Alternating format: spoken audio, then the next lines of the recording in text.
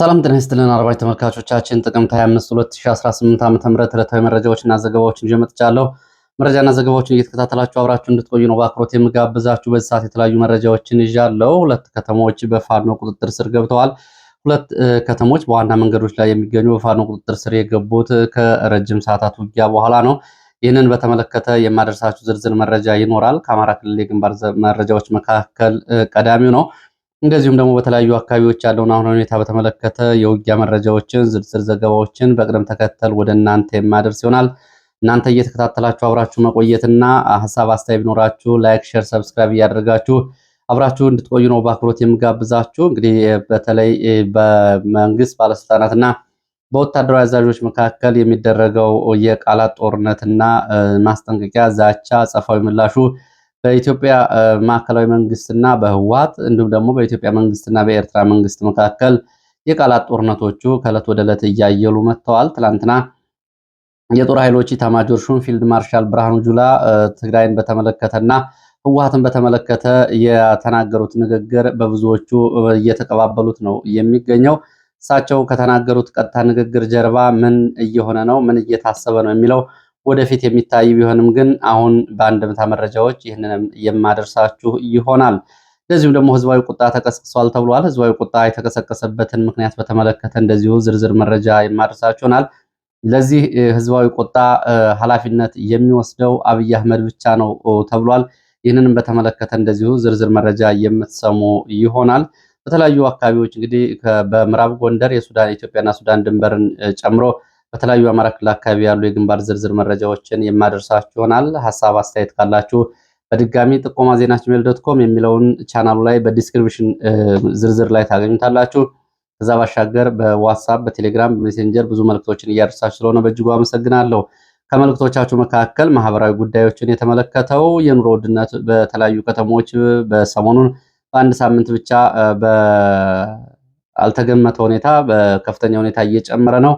በተለይ የዘይትና ሌሎች የምግብ ፍጆታዎችን ከደብረ ማርቆስ ከጎንደር ዛሬም እንደዚሁ መረጃዎችን አድርሳችሁኛል። ሻሸመኔና አካባቢውን በተመሳሳይ የሸቀጦች ዋጋ ጨምሯል። ባለፈው ሳምንት 1400 ብር የነበረ ዘይት አሁን 1800 ብርና 1750 ብር ገብቷል። በሁለት ቀናት 450 ብር ጭማሪ አሳይቷል የሚለውን ጨምሮ በተለያዩ አካባቢዎች እንደዚሁ መረጃዎችን አድርሳችሁኛል ከኑሮ ውድነት ጋር በተያያዘ። በተመሳሳይ ባህር ዳር፣ ደሴ እና ሌሎች ከተሞችም ትላንትና ናዝሬትና አዲስ አበባን ጨምሮ የነበሩ መረጃዎችን ትናንትና አድርሻለሁ። በአጠቃላይ እንግዲህ በርከት ያሉ አስተያየቶችን አድርሳችሁኛል። ካደረሳችሁኝ አስተያየቶች መካከል እንግዲህ የኤርትራን እንዲሁም ደግሞ ብልጽግናን፣ ህወሓትን፣ ፋኖን የተመለከቱ እንደዚሁ መረጃዎችም ይገኙበታል። በሌላ መረጃ በዝርዝር የምመለስባቸውን አስተያየቶቻችሁን ከተለያዩ ተቋማት እንደዚሁም ከአዲስ አበባ አስተያየቶችን አድርሳችሁኛል። በአዲስ አበባ ፖሊስ እንደዚሁ በአማራ የፖሊስ ኦፊሰሮች ላይ እና የፖሊስ መኮንኖች ላይ ያለውን አድሏዊ አሰራርና ለምርመራና ለተለየ ጉዳይ ብቻ ሲፈለጉ ወደፊት ይመጣሉ፣ ከዛ ውጭ ባለው የፖለቲካ ታማኝነት እንደሌላቸውና የሚፈጸምባቸውን በደል በተመለከተም እንደዚሁ መረጃዎችን አድርሳችሁኛል።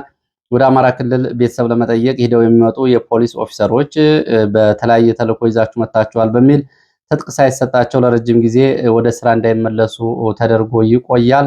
በዛ ላይ ሞባይላችሁ ይፈተሽ በሚል እንግዲህ የፖሊስ ኦፊሰሮች ናቸው።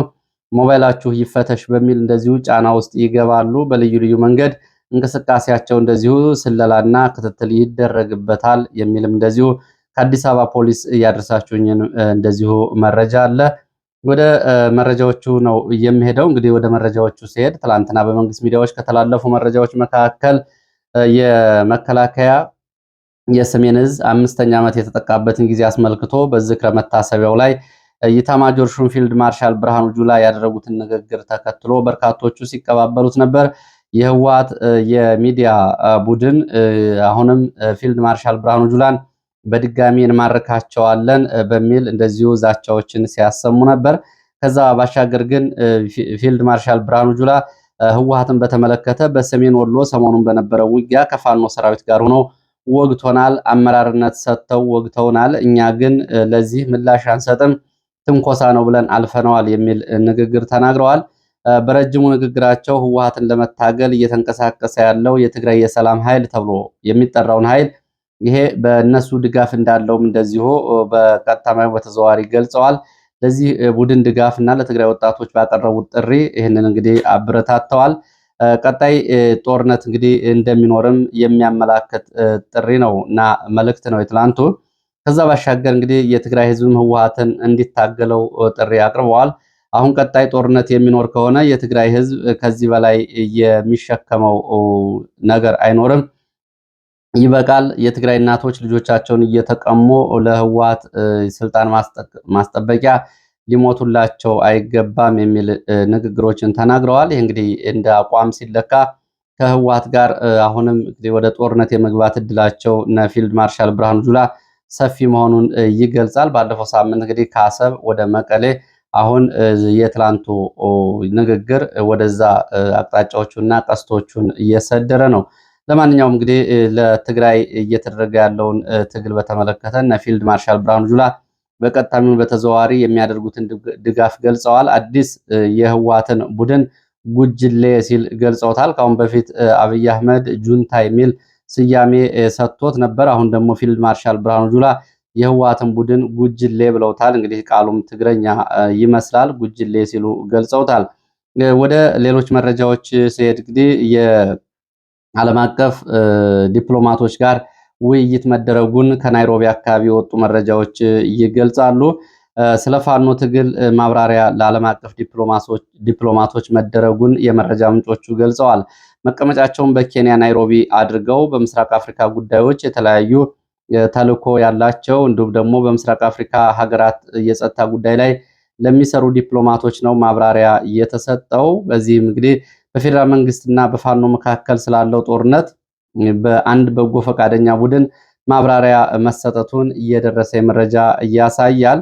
የዲፕሎማሲ ቡድኑ እንግዲህ በምስራቅ አፍሪካ ሀገራትን ግጭቶችን፣ ሰላምና ውይይት ድርድሮችን የመሩ ዲፕሎማቶች ጭምር እንደተገኙ በዚህ ማብራሪያ ላይ የመረጃ ምንጮቹ ገልጸዋል። እንግዲህ ከነዚህ መካከል የደቡብ ሱዳን ግጭቶችን በማደራደር በማወያየት እንዲሁም ደግሞ ወደፊት በማምጣት እንደዚሁ በዚህ ተሳትፎ የነበራቸው ዲፕሎማቶች፣ የሶማሊያ ግጭቶችን እና በኢትዮጵያ ደግሞ የህወሓትና የፌዴራል መንግስቱን ጉዳይ ከፕሪቶሪያው የሰላም ስምምነት በፊት የምክክር ተግባራትን እንዲሁም ደግሞ በጅቡቲ ጉዳዮችን አስጀምረው የነበሩ እንዲሁም ደግሞ የኦነግ ሸኔና የፌዴራል መንግስቱን ውይይቶችንም እንደዚሁ ያስተባበሩ ዲፕሎማቶች በዚህ ቡድን ውስጥ ይገኙበታል ነው የተባለው። እንግዲህ በዚህም በተለይ በሸኔ ጋር በነበረው በኢጋድ በኩል አስተባባሪነት ወስዶ የነበሩ ዲፕሎማቶች የአውሮፓና የአሜሪካ እንዲሁም ደግሞ ከሌላው ዓለም የመጡ ዲፕሎማቶች በዚህ ውይይት ላይ ነበሩ። እንግዲህ እንደ መረጃ ምንጮቹ በብዙዎቹ ማብራሪያ ሲሰጥ ብዙዎቹ በኢትዮጵያ ጦርነት መኖሩን በአማራ ክልል ቢያውቁም ግን በዚህ ልክ በድሮን በአየር ኃይል የታገዘ ውጊያ እየተደረገ እንዳለና ጥልቀት ያለው መረጃ እንደሌላቸው መግለጻቸውንም እንደዚሁ የቡድኑ አባል ገልጸዋል። አሁን ግን በቂ መረጃ እንዳገኙና ቀጣይ በምስራቅ አፍሪካ ቋሚና ቀዳሚ ጉዳይ አድርገው በአማራ ክልል ያለውን ጦርነትና በፌዴራል መንግስቱ መካከል እንግዲህ በፋኖና በፌዴራል መንግስቱ መካከል ያለውን ጦርነት ቅድሚያ አድርገው እንደሚሰሩበት መናገራቸውንም መረጃ ምንጮቹ ገልጸዋል። የአውሮፓና አሜሪካ አንዳንድ የዲያስፖራ አባላት ከአሁን በፊት ሪፖርቶች አቅርበውላቸው እንደነበር የገለጹት ዲፕሎማቶቹ፣ ሆኖም የተበታተነ ወጥነት የሌለው መረጃ እና አንዱ የዲያስፖራ ቡድን አቅርቦት የሄደውን ሌላው መጥቶ የዲያስፖራ ቡድን እያፈረሰው ወጥ የሆነ መረጃ ለመያዝ ተቸግረው እንደነበር ዲፕሎማቶቹ ተናግረዋል። በተለይ የሶማሊያን ጉዳይ ይከታተሉ የነበረው አንድ ዲፕሎማት በፋኖ ምን ያክል ቡድኖች አሉ የሚል ጥያቄ እንዳቀረቡና ፋኖ አሁን በዓላማ ደረጃ አንድ ፋኖ ሊባል የሚችል ነው፣ በአደረጃጀት ደረጃ ደግሞ ሁለት ፋኖ አለ፣ በቅርቡ ወደ አንድ ይመጣል ብለን ስነግራቸው ይሄ ትልቅ ነገር ነው። እኛ በሶማሊያ ውስጥ 26 ታጣቂ ቡድኖችን ወደ 8 አምጥተን አደራድረን እርስ በርስ እንደገና እንዲደራደሩ አድርገን እናውቃለን። ስለዚህ ለድርድርም ሆነ ለዲፕሎማሲያዊ ግንኙነት ፋኖ ወጥና እምብዛም ልዩነት የሌለው ስለሆነ ለዲፕሎማሲ ግንኙነት እንደሚያግዛቸው መግለጻቸውንም የመረጃ ምንጮቹ ገልጸዋል። በፌዴራል መንግስቱ በኩል ግን ቁርጠኛ ድርድር እና አቋም ሊኖር ይችላል ወይ ተብለው እንደዚሁ የተጠየቁት ዲፕሎማቶቹ የፌዴራል መንግስቱ ሁሉም ነገር እየተቆጣጠረ እንደሆነ በተደጋጋሚ ሪፖርት ያደርጋል። መሬት ላይ ግን ያለው ሁኔታ አሁን እንግዲህ በጎ ፈቃደኛ ቡድኑ ሪፖርት ባደረገው ልክ ከሆነ ጉዳዩ ትኩረት የሚሻ እንደሆነ ገልጸዋል። በፋኖ በኩልም ለድርድር የሚኖር ምላሽ ካለ እነዚህ ዲፕሎማቶች እንደሚጠይቁ ነው የተገለጸው።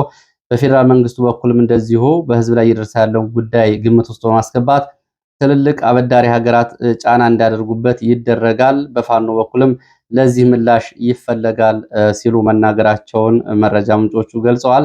በጎ ፈቃደኛ ቡድኑ ይህንን ከዲፕሎማቶች ጋር የተደረገ ግንኙነት ገለጻ ያደረገው በራሱ ተነሳሽነት መሆኑንም እንደዚሁ ገልጸዋል።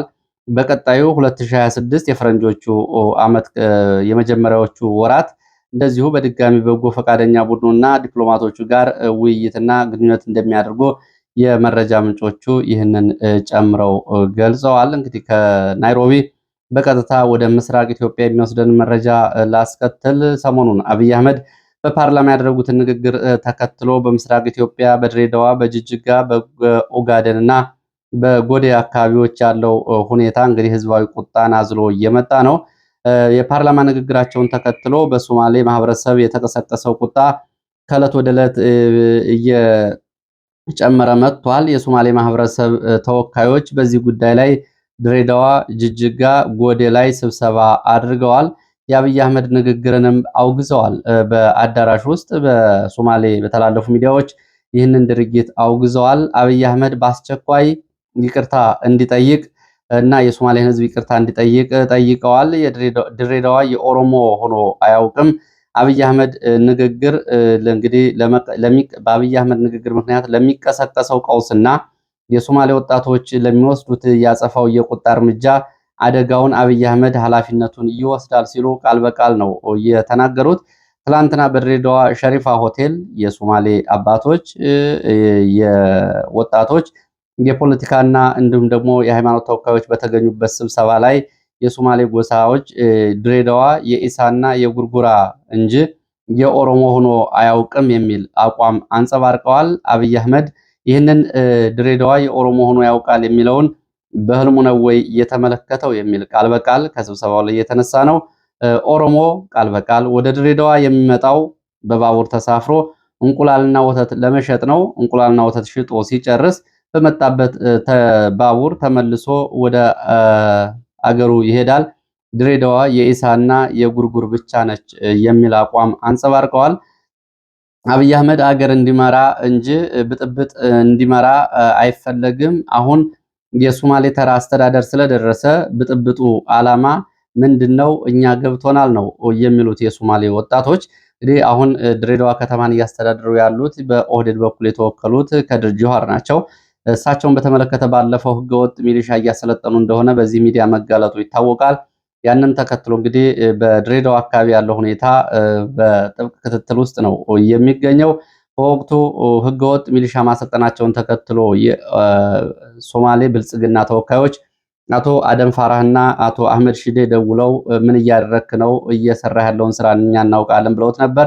በዛ ብቻ አልበቃም። የሶማሌ ልዩ ኃይል ከነዚህ ሚሊሻዎች ጋር ውጊያ አድርጎ ጉዳት አድርሶባቸዋል። የሶማሌ ልዩ ኃይል ግን ያው ዘገባው የኦነግ ሸኔ እንደሆኑ ተደርጎ መዘገቡ ይታወቃል። እንግዲህ ከዚህ ጋር በተያያዘ ከሁለት ቀናት በፊት ድሬዳዋን በተመለከተ የአንድ ሰፊ ዘገባ በዚህ ሚዲያ አድርሻችሁ ነበረ። እንደምታስታውሱት ድሬዳዋ እንግዲህ የተመሰረተችው በነ ናሁሰናይ መርሻ ነው። እነዚህ እንግዲህ አማሮች ናቸው። በወቅቱ ከፈረንሳይ ኩባንያዎች ጋር በዚህ መስመር የባቡር መስመር ዝርጋታውን ተከትሎ እነ ናሁሰናይ መርሻ ናቸው ከተማዋን የመሰረቷት።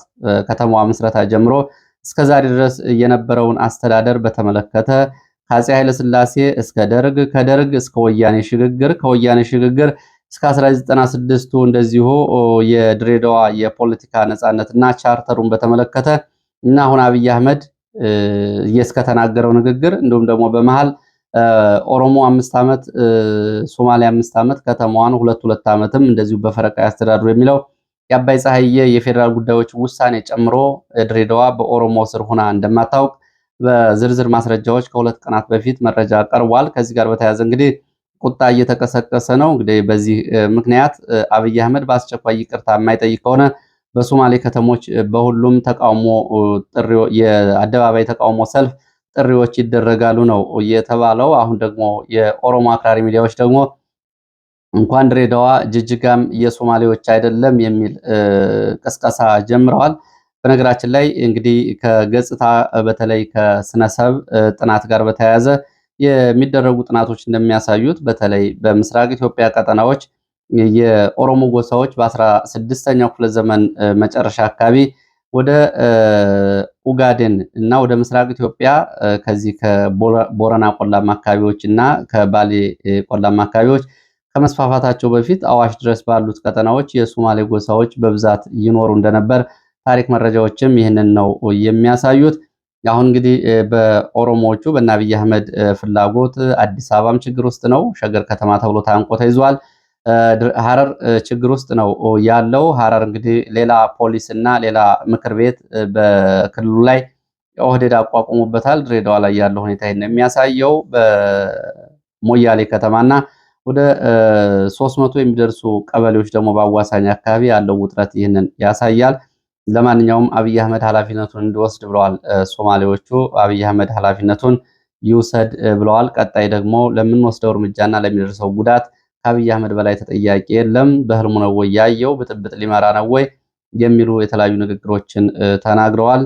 ወደ ሌሎች መረጃዎች ስንሄድ ወደ አምባሰል የሚወስድን መረጃ ነው የማስከትለው። በአምባሰል የጤና ባለሙያ መኖሪያ ቤት ላይ የድሮን ጥቃት ተፈጽሟል። በድሮን ጥቃቱ ጉዳት ደርሷል። በአምባሰል ተራሮች እንግዲህ ሁለተኛው ትልቅ ተራራ በሆነው ድብል ተራራ ላይ በመኖሪያ መንደር ላይ በጤና ባለሙያ ቤት ላይ በተፈጸመው ጥቃት ጉዳት ደርሷል። የጤና ባለሙያው አቶ ካሳው መቻል ይባላል። የእሱ መኖሪያ ቤት ነው በድሮን ጥቃት የደረሰበት። በዚህ የድሮን ጥቃት እንግዲህ የደረሱ ሰብአዊ ጉዳቶች እስካሁን ድረስ እየተጣሩ መሆናቸውን ነው የመረጃ ምንጮቹ የገለጹት። ሌላው ወደ ደቡብ ምስራቅ ኢትዮጵያ ቀጠና የሚወስድን ወደ አርሲ በኦርቶዶክስ እምነት ተከታዮች ላይ ጥቃቱ ቀጥሏል። በትላንትናው ዕለትም እንግዲህ ጥቃቱ 10ኛ ቀኑን ይዞ ቀጥሎ መርቲ ወረዳ አቦምሳ 5 ሰዎች ሲገደሉ እንደዚሁ ደግሞ 3 የሚሆኑት ታፍነው ተወስደዋል። የኦርቶዶክስ እምነት ተከታዮች ናቸው። ዛሬ የወጡ መረጃዎች የተገደሉ ሰዎች ቁጥራቸው 8 እንደሆነና ታፍነው የተወሰዱ ደግሞ 5 ናቸው የሚል መረጃ ወጥቷል። ጥቃቱን በተመለከተ እስካሁን የፌዴራል መንግስቱም ሆነ የኦሮሚያ ክልል መንግስት ንጹሐንን የኦርቶዶክስ እምነት ተከታይ ሰላማዊ ሰዎችን ለመጠበቅ ያደረጉት አንዳችም እንቅስቃሴ አለመኖሩና የተፈጸመ ጥቃት አለመኖሩን ጭራሽ በማስተባበር ከአሁን በፊት በሻሸመኔ ጥቃቶችን ሲመሩ የነበሩት ከንቲባ አሁን የዞን አስተዳዳሪ ሆነው ይህንን እያስተባበሉ ነው የሚገኙት። ቁጣ ቀስቅሷል ጉዳዩ። በነገራችን ላይ የእስልምና እምነት ተከታዮችና የኢትዮጵያ እስልምና ምክር ቤት ሳይቀር በጉዳዩ ላይ ሀዘናቸውን ገልጸዋል። በብልጽግና በኩል ግን ለዚህ ጉዳይ እስካሁን ድረስ የተሰጠ ምላሽ የለም። ሌላው ወደ ሸዋ ስንሄድ ፋኖ ትዕዛዝ መመሪያ አስተላልፏል። ከጥቅምት 24 2018 ጀምሮ ከጊናግር ወደ ደብረ ብርሃን ያለው መንገድ ዝግ ይሆናል ሲል ነው ፋኖ የገለጸው።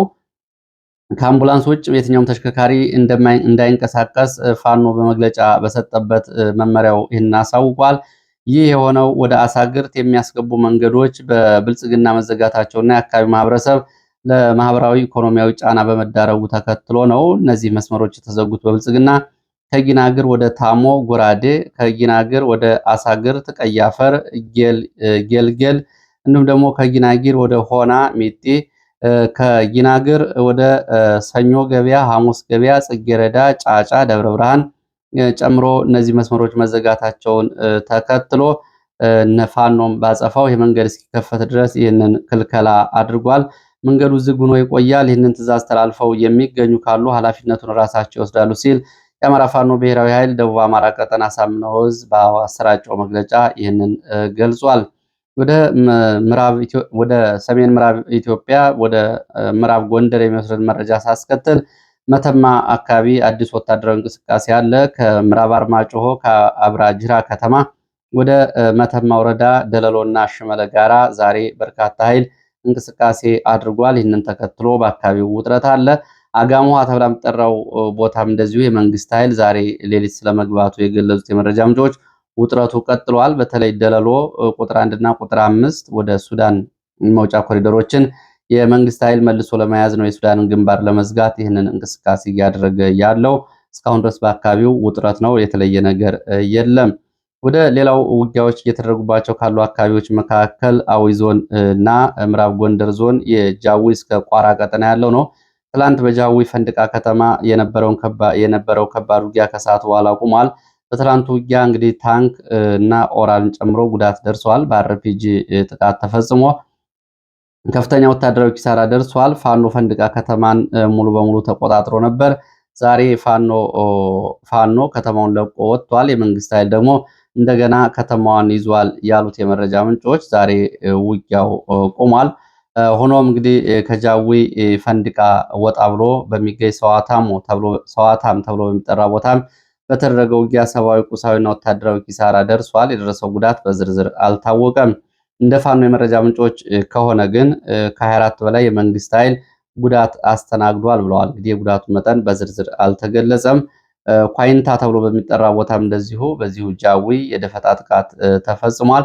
በነገራችን ላይ በዚህ በጃዊ ያለው እንቅስቃሴ ከቋራ ጋር ካለው እንቅስቃሴ ትይዩ ወታደራዊ ትዕዛዝ ተወስዶ ነው። ከጃዊ ወደ ቋራ ተጨማሪ ኃይል ለማንቀሳቀስ የመንግስት ኃይል ቅድመ ያዙን ተከትሎ ነው ውጊያ ላለፉት 7 ቀናት ሲደረግ የነበረው። እንግዲህ ጃዊ ሻውራ ቋራ ድረስ ተመሳሳይ ስምሪት ተሰጥቶ ነው ዘመቻ እየተደረገ ያለው። ከሻውራ ማዕከላዊ ጎንደር ሻውራ ወደ ቋራ መውጫ ፈንጅ ተብሎ በሚጠራ ቦታም እንደዚሁ ለሰዓታት የቆየ ውጊያ ተደርጓል። የመንግስት ኃይል በሌሊት ለከበባ ጸረ ሽምቅ ዘመቻ በሚል ወጥቶ ነው ቀለበት ውስጥ እየገባው። ቀለበት ውስጥ በገባ የመንግስት ኃይል ላይ የደፈጣ ጥቃትና እንደዚሁ ደግሞ መደበኛ ውጊያ ተደርጎ ጉዳት አስተናግዷል። ከዛ በኋላ ወደ ሻውራ ከተማ ተመልሷል ሲሉ ነው የመረጃ ምንጮች እየገለጹት። ጃዊም በተመሳሳይ ትላንትና ፈንድቃ ፋኖ ገብቶ ከወጣ በኋላ 150 በላይ የጉልበት ሰራተኞች የስኳር ፋብሪካ ሰራተኞች ጨምሮ ከ150 በላይ የጉልበት ሰራተኞች በመከላከያ ታፍሰው ተወስደዋል። አንድ ታንክ ሰንሰለቱ በአርፒጂ ተመቶ ከጥቅም ውጭ መሆኑን እንግዲህ ትላንትና ጃዊ አካባቢ ከወጡ መረጃዎች መካከል አንዱና ዋናው መረጃ ነበር።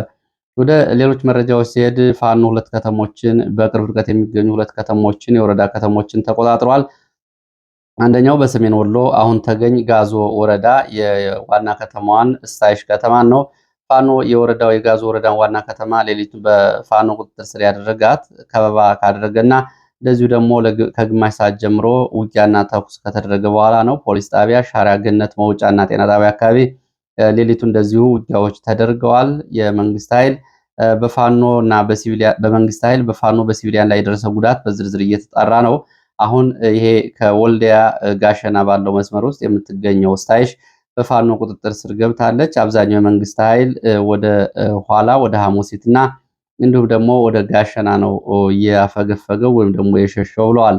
ሌላው ከጋሸና በቅርብ ርቀት የምትገኘው የዋድላ ወረዳ ዋና ከተማ ኮንም እንደዚሁ በፋኖ ተይዛለች። ይህንን ተከትሎ ጋሸናና አካባቢው ውጥረት እንዳለ ነው መረጃዎች የሚገልጹት።